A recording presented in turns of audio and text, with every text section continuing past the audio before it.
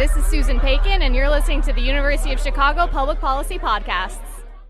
I have therefore considered it essential to relieve General MacArthur so that there would be no doubt or confusion as to the real purpose and aim of our policy. On my orders, the United States military has begun strikes against al-Qaeda terrorist training camps. We must guard against the acquisition of unwarranted influence by the military-industrial complex. U.S. warships and planes launched the opening salvo of Operation Iraqi Freedom. After years of devastating cuts, we're now rebuilding our military like we never have before. Hello, and welcome back to Thank You for Your Service, a hard look at American civil military affairs from the University of Chicago Public Policy Podcasts. I'm Thomas Krasnation. And I'm Nick Pareso. Today we're bringing you an interview we did with Senator Claire McCaskill. Claire McCaskill was elected as a United States Senator from Missouri in 2006 and served until she was defeated for re-election in the 2018 midterms. Prior to that, she served as a prosecutor, state representative, and state auditor. After her election in 2006, she was appointed to the Senate Armed Services Committee, where she worked vigorously on congressional oversight of the military. Specifically, she focused on contracting and sexual assault reform. We sat down with her a few weeks ago while she was serving as a visiting fellow at the University of Chicago Institute of Politics. Senator Claire McCaskill, thank you so much for joining us. Thank you for having me. It's great to be here. Yeah, we really appreciate you taking the time. So it seemed like throughout your political career, something that was really important to you was the idea of conducting oversight of government. And in your book, you actually described how the opportunity to conduct oversight was something that motivated your decision to run for the Senate in 2006. It was. As you all are maybe too young to remember, but in 2006, there was a lot of anguish about the Iraq War and whether or not the decision to go into Iraq was well thought out and whether there was an exit strategy, if the mission had gotten blurred. But one of the overriding things that became apparent was that there was money that was being wasted in some of the contracting in Iraq. And I'm a fangirl of Harry Truman, and any student of history will know that Harry Truman made his bones by the Truman Committee, which was basically him going around the country in a car with one staff member and visiting businesses that were profiting off World War II. And he exposed a lot of war profiteering. So I was anxious to get after that with my background as an auditor and a prosecutor. I felt like that if I got to Washington, I could try to dig in and figure out what went wrong with the contracting, particularly on logistical support in theater.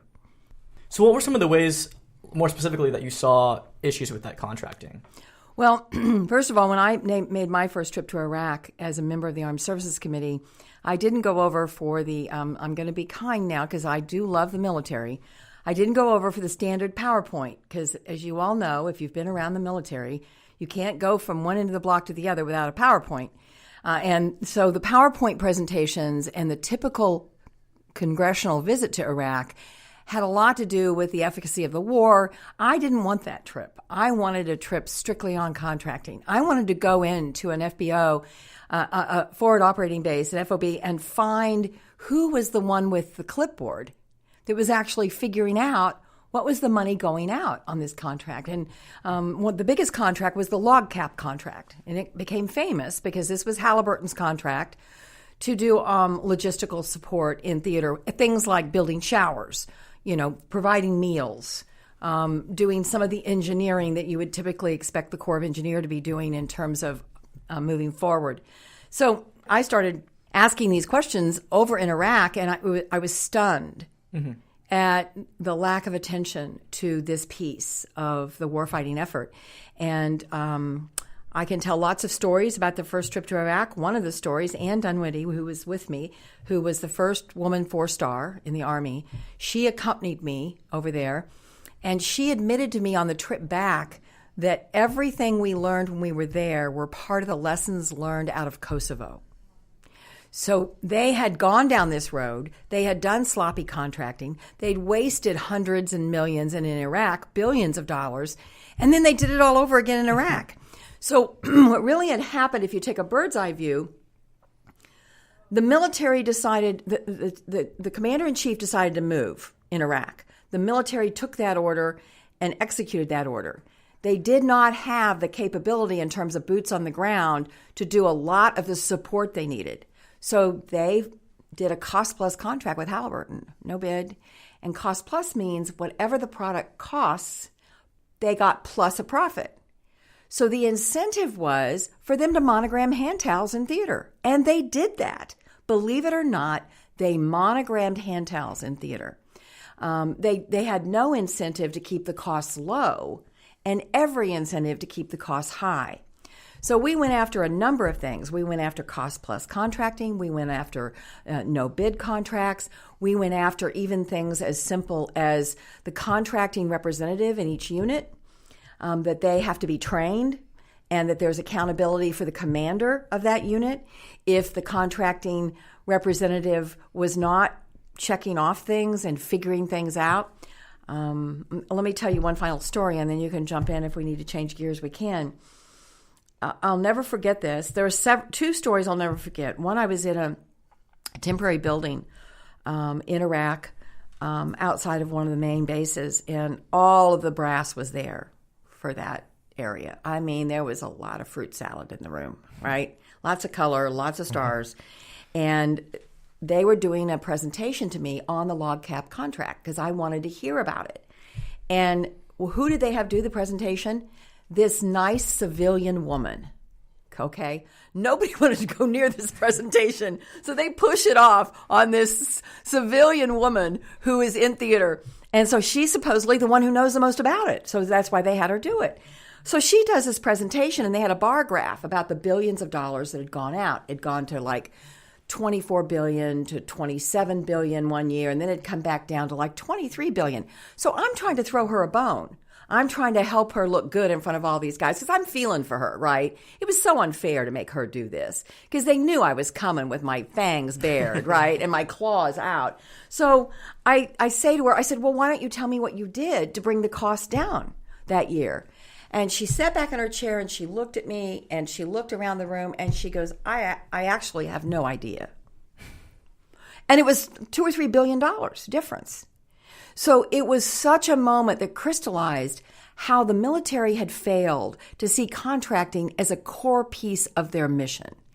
And that was backed up by the general in Kuwait. A mess over there, a lot of contracting out of Kuwait at the time. And I'm like talking to him at this facility. And I said, how did you let this happen? And he looked me right in the eye and said, ma'am, I wanted 3 kinds of ice cream in the mess. And I wanted it yesterday, and I frankly didn't give a shit how much it cost. I went, holy cow, this is why we have a contracting problem, because the commanders really didn't think cost was an issue they needed to worry about. Yeah.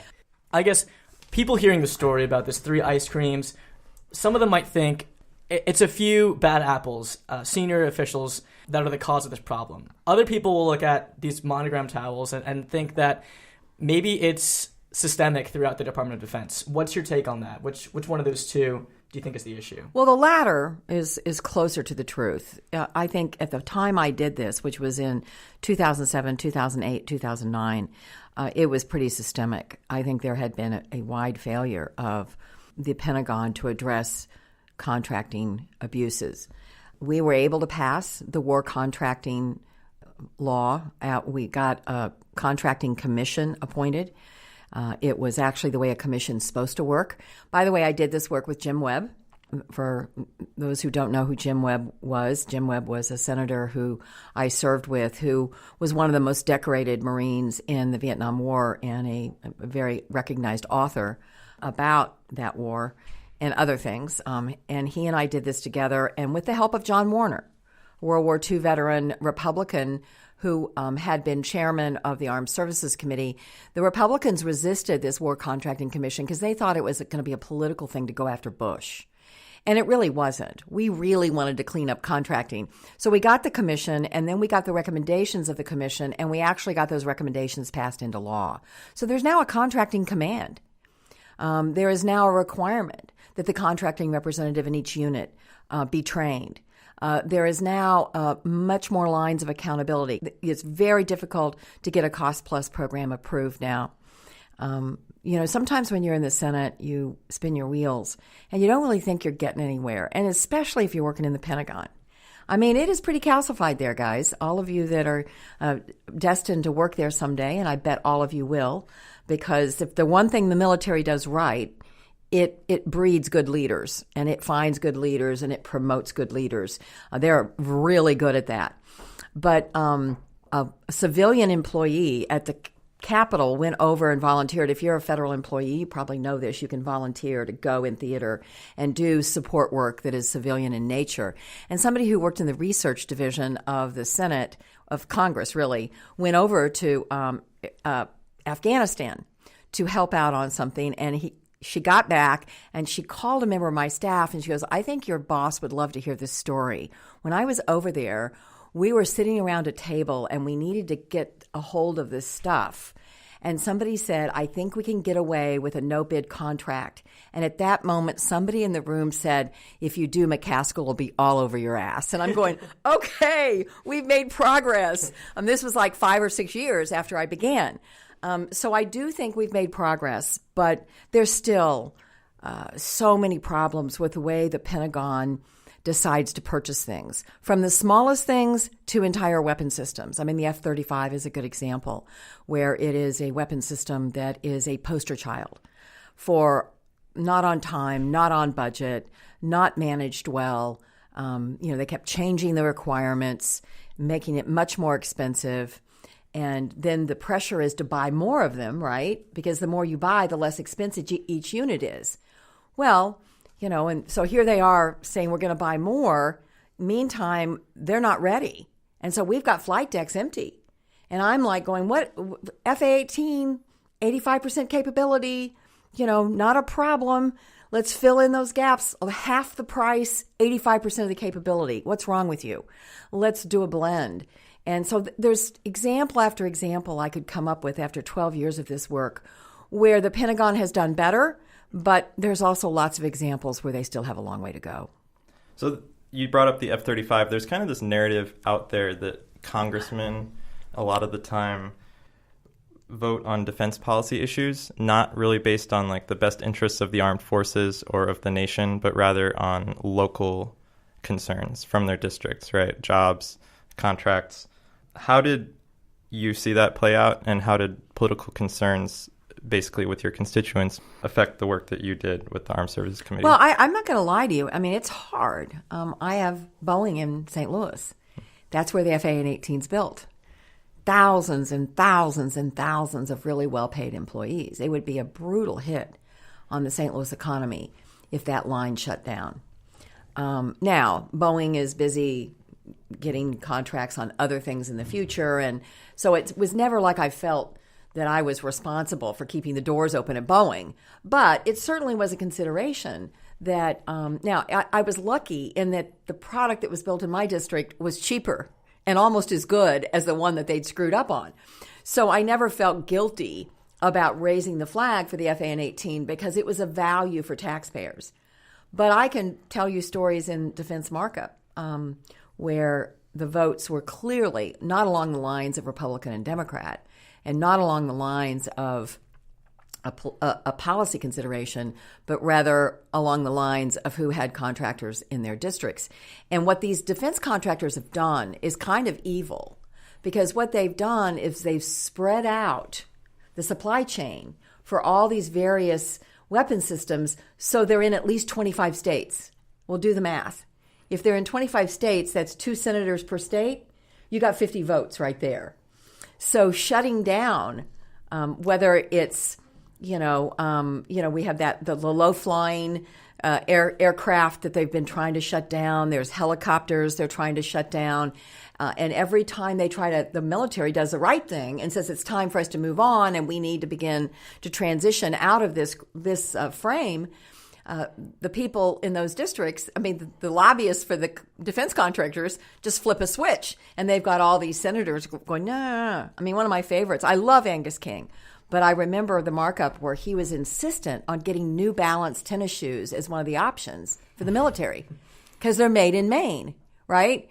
And he was like just beside himself that the only PT where shoes available were not made.